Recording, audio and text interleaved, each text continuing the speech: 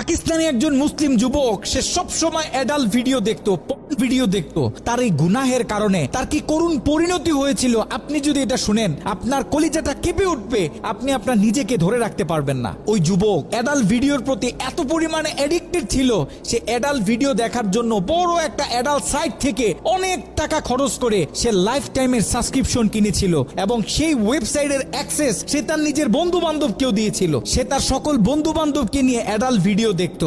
ঘটনাক্রমে একদিন যুবক ভয়ঙ্কর গাড়ি অ্যাক্সিডেন্ট করে মৃত্যুবরণ করলো। তার লাশটা যখন বাড়িতে নিয়ে আসা হলো, এলাকার মানুষ তার লাশ দেখতেছে, অনেকে বলতেছে এই ছেলে তো নামাজ পড়তো, এই ছেলে তো রোজা রাখতো, এই ছেলেটা ভালো ছিল। কিন্তু তার ভিতরে এত ভয়ঙ্কর একটা গুনাহ যে ছিল, এটা তার বন্ধু বান্ধব ছাড়া অন্য কেউ জানতো না।